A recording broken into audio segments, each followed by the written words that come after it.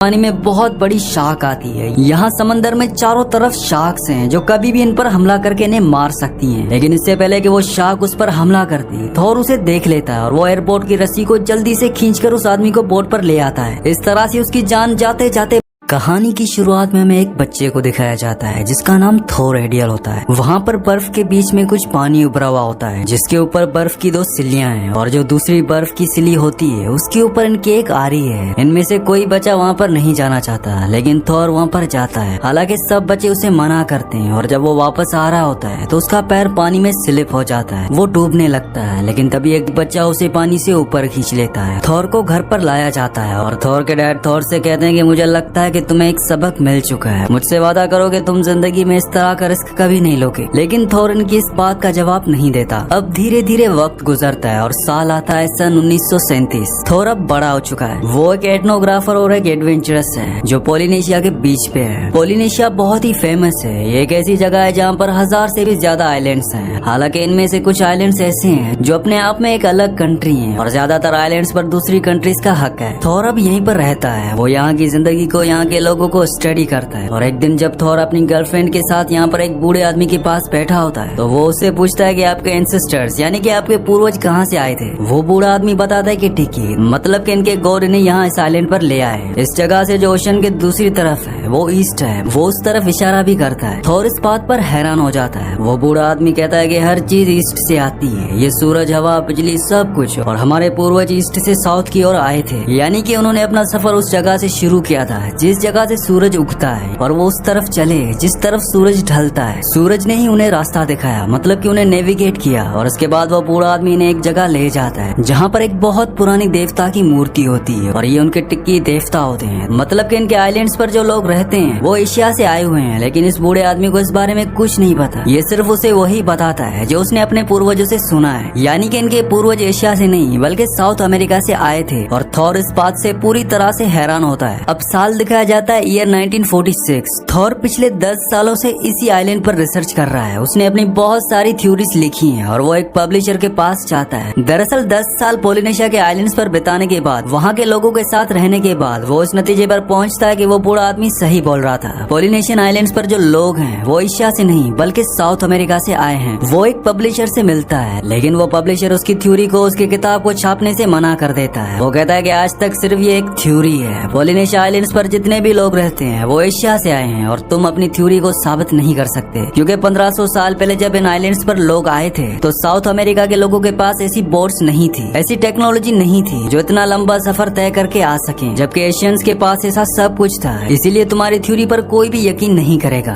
थोर कहता है कि वो राफ्ट के जरिए यहाँ तक आए थे। इस बात पर पब्लिशर को हंसी आती है। वो कहता है कि तुम्हारे पास अगर यही थ्योरी है, तुम्हारे पास अगर यही एविडेंस है तो तुम एक काम करो, तुम पोलिनेशिया तक जाओ और अगर तुम ऐसा कर पाए, वो भी एक राफ्ट के जरिए, तो मैं तुम्हारी किताब को, तुम्हारी थ्योरी को छाप दूंगा। दरअसल वो ये सब इसलिए कहता है क्योंकि इतने बड़े ओशन को एक राफ्ट से पार करना लगभग नामुमकिन है, क्योंकि इतना लंबा सफर और ओशन में जिस तरह की मुश्किल होती है, जिस तरह की लहरें होती हैं, एक छोटी सी राफ्ट से उस ओशन को पार नहीं किया जा सकता। और थोर के पास अपनी थ्योरी को साबित करने का एक ही तरीका है कि वो साउथ अमेरिका से पोलिनेशिया के आइलैंड पर जाए और ये सफर 8000 किलोमीटर से भी ज्यादा का है, वो भी एक ऐसे ओशन में जहाँ पर बड़े बड़े शिप्स भी डूब जाते हैं। इसके लिए थोर को फंडिंग की भी जरूरत है। वीडियो में आगे बढ़ने से पहले आप सबसे रिक्वेस्ट है कि मेरे 99% व्यूवर्स वीडियो तो देखते हैं लेकिन चैनल को सब्सक्राइब नहीं करते और ना ही वीडियो को लाइक करते हैं। तो आप सबसे रिक्वेस्ट है कि चैनल को सब्सक्राइब और वीडियो को लाइक लाजमी से कर दिया करें। वो एक मैगजीन वालों के पास जाता है और वो कहता है कि वो 8000 किलोमीटर का सफर तय करेगा साउथ अमेरिका से पोलिनेशिया के बीच तक। और ये सफर वो लकड़ी की ऐसी राफ्ट पर करेगा जो आज से 1500 साल पहले चलती थी। इसमें कोई भी सहूलत नहीं होगी, कोई सेफ्टी नहीं होगी। मैगजीन वाले उसे फंडिंग करने से मना कर देते हैं। वो कहते हैं कि हम सुसाइड के लिए फंडिंग नहीं करते। वैसे भी स्कूल का छोटे से छोटा बच्चा भी जानता है कि पोलिनेशिया के जो आइलैंड्स थे उन्हें एशियंस ने डिस्कवर किया था, ना कि साउथ अमेरिकन्स ने। जबकि थोर का ये कहना है कि कोलंबस के अमेरिका पहुंचने से पहले साउथ अमेरिका के लोग पोलिनेशिया के आइलैंड्स तक पहुंच गए थे। थोर यहाँ से रेस्टोरेंट में जाता है जहाँ पर कुछ प्रोफेशनल लोग होते हैं जो समंदर के अंदर काफी वक्त बिता चुके हैं और थोर इन सबको एक राफ्ट का स्केच दिखाता है और वो कहता है कि इसका नाम है कॉन्टिकी और इस राफ्ट से हम 5 लोग पेरू से पोलिनेशिया तक सफर सफर तय करेंगे जो कि 8000 किलोमीटर से भी ज्यादा का है। यहाँ पर एक आदमी होता है, वो कहता है कि मैं अटलांटिक ओशन में 22 दिन तक एक राफ्ट पर रह चुका हूँ और ये सफर तय करना नामुमकिन है, क्योंकि आप इतने बड़े समुद्र में एक छोटी सी राफ्ट को कंट्रोल नहीं कर सकते, उसे डायरेक्शन नहीं देख सकते, और जो डिजाइन तुमने बनाया है इसके बेस में जो तुम लकड़ियाँ लगाओगे जिन्हें तुमने रस्सियों से बांधा होगा,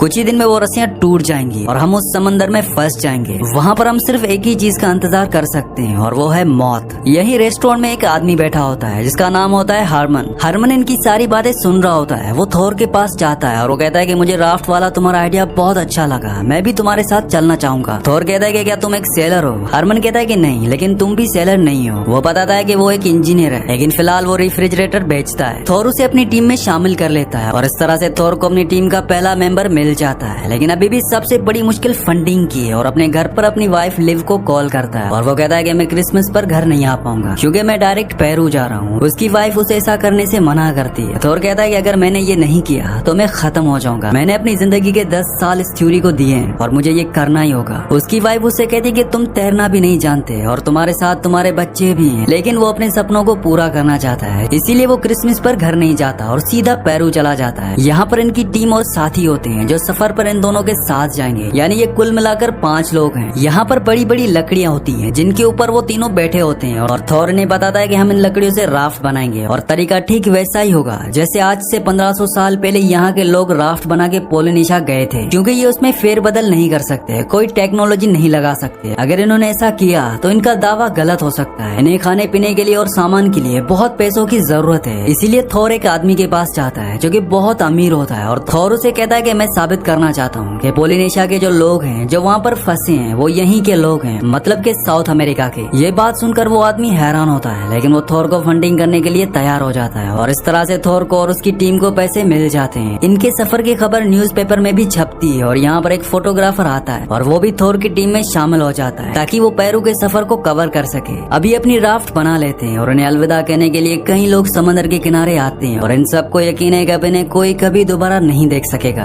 क्योंकि ये सफर बहुत मुश्किल है और ये एक बहुत बड़े ओशन में है। ये राफ्ट लेकर समंदर में उतर जाते हैं। इन 6 लोगों के पास आज से 1500 साल पुराने तरीके से बनी हुई लकड़ी की राफ्ट, खाने का कुछ सामान, एक छोटी सी सेफ्टी बोट और एक रेडियो होता है और अब इनकी राफ्ट धीरे धीरे समंदर की गहराइयों में जाना शुरू हो जाती है। एक रात को जब ये सब सो रहे होते हैं तभी यहाँ पर एक बहुत खतरनाक तूफान आता है और थोर जब राफ्ट की सेल को हटा रहा होता है तभी वो एक झटके के साथ पानी में गिर जाता है। थोर को तैरना नहीं आता, लेकिन उसके साथ ही उसे पानी के ऊपर खींच लेते हैं, यानी कि वो राफ्ट के ऊपर आ चुका है और इस तरह से थोर की जान जाते जाते बचती है। अगली सुबह जब समंदर पूरी तरह से शांत हो जाता है तो ये देखते हैं कि इनके राफ्ट को बहुत नुकसान पहुंचा है और ये सब अपनी राफ्ट को एक बार फिर से रिपेयर करते हैं। इन्हें आज पूरे 4 दिन राफ्ट पर हो चुके हैं और ये धीरे धीरे अपने सफर, अपनी मंजिल की तरफ बढ़ रहे होते हैं, लेकिन समंदर को पार करना इतना आसान नहीं होता। बीच समंदर में इन्हें एक बहुत बड़ी वेल दिखती है और जब ये उसे अपने कैमरे से शूट कर रहे होते हैं तो हारमन, जो कि थोर का सबसे पहला साथी था, वो इस बात से डर जाता है क्योंकि वेल उनके राफ्ट के ठीक नीचे से निकल रही होती है। वहाँ से वो शार्प हथियार उठाता है जिस पर एक रस्सी बंधी हुई होती है। वो उसे फेंकने वाला होता है कि उसका साथी बोलता है कि इसे साइड में रख दो, लेकिन वो उसकी बात नहीं सुनता और वो उसे वेल के ऊपर फेंकता है जो कि वेल की बॉडी पर जाकर गिरता है। अब वेल पानी के नीचे जाना शुरू करती है क्योंकि उसके हथियार में रस्सी बंधी हुई है, इसलिए उनकी राफ्ट अब घूमना शुरू हो जाती है और उनकी राफ्ट यहाँ पर डूबते डूबते बचती है। इस बात पर हेरमन और उनके एक साथी के आपस में बहस हो जाती है। तब थोर कहता है कि राफ्ट के अंदर कोई किसी को कुछ नहीं कहेगा, जिसको कहना होगा मैं कहूँगा, क्योंकि इस राफ्ट का इंचार्ज मैं हूँ। अब धीरे धीरे दिन बीतना शुरू होते हैं। इनके पास जो रेडियो होता है वो भी खराब हो जाता है, ये किसी से भी कांटेक्ट नहीं कर सकते और हेरमन की दिमागी हालत भी धीरे धीरे खराब होना शुरू हो जाती है। उसे शक होना शुरू हो जाता है कि लकड़ियाँ पानी ऑब्जर्व कर रही हैं और धीरे धीरे रस्सियाँ जिनसे लकड़ियों को बांधा गया है वो पूरी तरह से टूट जाएंगी और ये सब के सब डूब जाएंगे। दरअसल ये सारी बातें रेस्टोरेंट में उस आदमी ने कही थी जिनके पास थोर सबसे पहले गया था और अब हेरमन के दिमाग में ये बातें घूम रही होती हैं। इनके साथ वो आदमी जो कैमरामैन होता है, जो यहाँ पर सब कुछ रिकॉर्ड करने के लिए आया है, वो सेफ्टी एयरपोर्ट पर बैठकर राफ्ट से दूर चला जाता है ताकि इन सब को शूट कर सके। और जब वो इन्हें रिकॉर्ड कर रहा होता है तभी पानी में बहुत बड़ी शार्क आती है। यहाँ समंदर में चारों तरफ शार्क्स हैं जो कभी भी इन पर हमला करके इन्हें मार सकती हैं, लेकिन इससे पहले कि वो शार्क उस पर हमला करती, थोर उसे देख लेता है और वो एयरपोर्ट की रस्सी को जल्दी से खींचकर उस आदमी को बोट पर ले आता है। इस तरह से उसकी जान जाते जाते बचती है, लेकिन समंदर में हर जगह मौत है, हर एक जगह खतरा है। इन्हीं में से एक आदमी के पास तोता होता है और उसका तोता पानी में जाकर बैठ जाता है। तभी वहाँ पर एक शार्क आती है और वो शार्क उस तोते को खा जाती है। इस बात से उसे बहुत दुख होता है और जब वही शार्क इनके राफ्ट के पास आती है तो वो उसे पूंछ से पकड़ लेते हैं और ये सब मिलकर उसे ऊपर खींच लेते हैं और उस शार्क को मार देते हैं, जिससे खून पानी में गिरना शुरू हो जाता है, जिसकी वजह से शार्क इनकी राफ्ट की तरफ अट्रैक्ट होती है और वो सब की सब इनके राफ्ट के चारों तरफ घूमना शुरू कर देती है। हरमन इस बात से डर जाता है। वो वहाँ पर एक बॉक्स लेकर आता है जिसमें स्टील की बहुत लंबी वायर्स रखी होती हैं और वो थोर को बोलता है कि अब बचने का एक ही तरीका है, हमें अपनी राफ्ट को इनसे बांधना होगा, नहीं तो हम में से कोई भी नहीं बचेगा। लेकिन थोर कहता है कि हम वैसे ही जाएंगे जैसे आज से 1500 साल पहले लोग यहाँ से गए थे और वो स्टील की तारों को फेंक देता है। हरमन का दिमाग पूरी तरह से अच्छे से काम नहीं कर रहा होता और उसका पैर स्लिप हो जाता है, वो पानी में गिर जाता है। लेकिन इससे पहले कि शार्क उसको अपना खाना बनाती, उसे पानी के ऊपर खींच लिया जाता है। ऊपर आने के बाद हरमन सबसे माफी मांगता है क्योंकि वो जानता है कि उसने गलती की है। यहाँ पर इनके साथ सबसे बड़ी प्रॉब्लम ये होती है कि इन्हें अभी तक ये भी नहीं पता कि ये सही रास्ते पर हैं भी कि नहीं। इनका नेविगेटर जिसका नाम एरिक है वो कहता है कि शायद हम सही रास्ते पर नहीं है, लेकिन थोर को यकीन है कि वो सही रास्ते पर है। और इतने लंबे सफर के बाद ये सब के सब मेंटली फिजिकली पूरी तरह से टूट चुके हैं। और एक दिन एरिक जो उनका नेविगेटर है वो सेक्शन से जो एक बहुत ही बेसिक गैजेट है जिसे डायरेक्शन का पता लगाया जा सकता है उससे पूरी कैलकुलेशन लगाता है और वो थोर के पास आता है और उसे बताते हैं कि ये सब बिल्कुल सही रास्ते पर हैं, ये पोलिनेशिया की तरफ बढ़ रहे हैं और आज लगभग 3 महीनों के बाद इनकी राफ्ट पर पहली बार खुशियां आई हैं। ये सब एक दूसरे के गले लगते हैं और साथ ही साथ अब इनका रेडियो भी काम करना शुरू कर देता है। ये रेडियो से कोडिंग मैसेज के थ्रू बाहरी दुनिया तक ये मैसेज पहुंचाते हैं कि कैसे आज से 1500 साल पहले पेरू से कुछ लोग लकड़ी की एक राफ्ट पर पोलिनेशिया पहुंच गए। और ये खबर जब बाहरी दुनिया में पहुंचती है तो वहाँ पर एक हंगामा मच जाता है क्योंकि आज तक जितनी भी थ्योरीज पोलिनेशिया की हिस्ट्री के बारे में थी वो सब की सब बदलने वाली थी। और 7 अगस्त सन 1947 को जब इन सबको इस राफ्ट पर पूरे 101 दिन हो चुके हैं तब सुबह सुबह इनमें से एक को आसमान में उड़ता हुआ परिंदा दिखता है और इस बात से इन सबको बहुत खुशी होती है क्योंकि परिंदे का मतलब ये है कि आसपास जमीन है, ये अपनी मंजिल तक पहुंचने वाले हैं। और तभी इन्हें सामने एक आइलैंड दिखता है और ये वही आइलैंड है जहाँ पर ये पहुंचना चाहते हैं, लेकिन वहाँ पर पहुंचने के लिए इन्हें बड़ी बड़ी लहरों का सामना करना पड़ेगा जो कि इतना आसान नहीं है। इसीलिए ये एक कैलकुलेशन लगाते हैं जिसमें हरमन सबको ये बताता है कि हर 13वीं लहर 12वीं लहर से ऊंची होती है, इसलिए इनको अपनी राफ्ट को लंगर के सहारे रोक कर रखना पड़ेगा और ठीक 13वीं लहर से पहले